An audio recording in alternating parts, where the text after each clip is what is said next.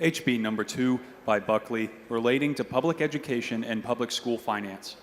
Chair recognizes Mr. Buckley to explain the bill. Thank you, Mr. Speaker and members.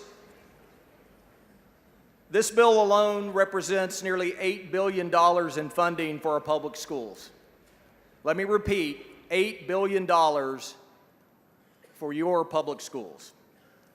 And together with the House's other priority legislation, such as HB 120, HB 124, and HB 123, we will provide nearly $10 billion for our public schools this session.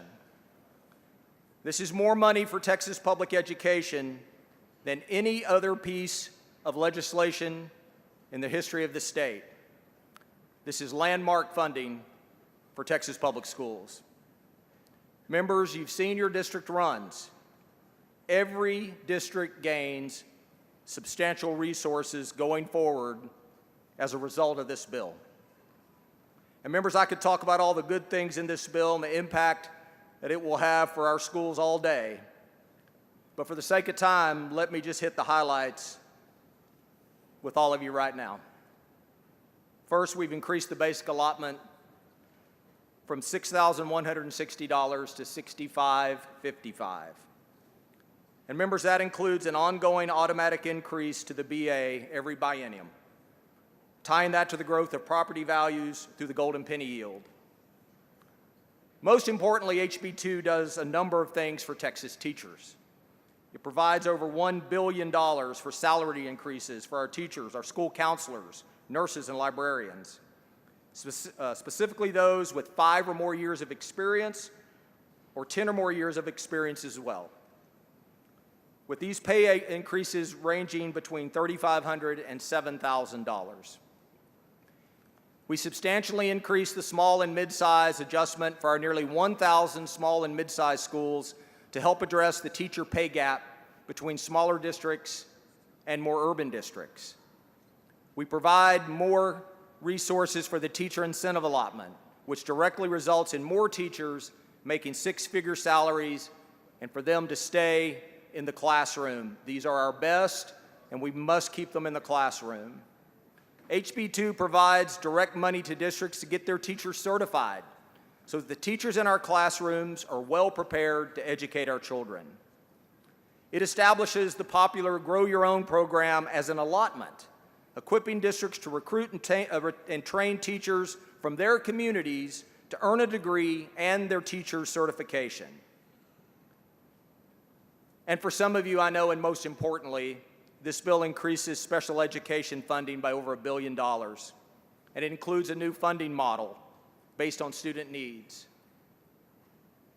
Members, to implement this historic funding for special education and to change in a very material way the way we fund special education in Texas, most of the special education funding based on intensity of service model will occur in the second year of the biennium. There is still more resources for special ed the first year of the biennium, but as districts become accustomed to utilizing the processes to make sure that the funding we provide for special education students matches the needs and services that they require, we wanted to give them a runway to do this, and this comes upon the recommendation of our special education leaders across the state. Members, this bill provides more money for pre-K, for bilingual education, compensatory education, and charter school facilities over the biennium. HB2 represents a thoughtful, student-centered investment in public education. It provides teacher support and a substantial investment in special education and other important services that we need in our public schools, all while ensuring district flexibility. This bill provides substantially for local control. And before we move on with our discussion on this historic piece of legislation, I would be remiss if I didn't thank the members of the House Public Education Committee for their time and their investment in the development of this bill. But most importantly, I want to thank my Vice Chairman, Diego Bernal, and his team. His enthusiasm, and the ideas he contributed were essential in drafting this bill. Members, we heard hours and hours of testimony, and we had several great discussions on the provisions of this bill. I also want to thank members on this floor right now that have come to me with issues involving very specific things that are happening in your districts. That's what we do in the Texas House. We represent our districts.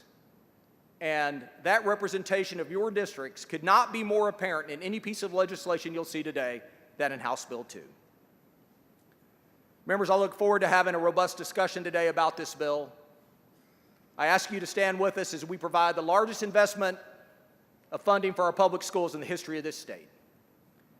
Members, I'll have a perfecting amendment, and I'd like to lay that out this time before I take questions.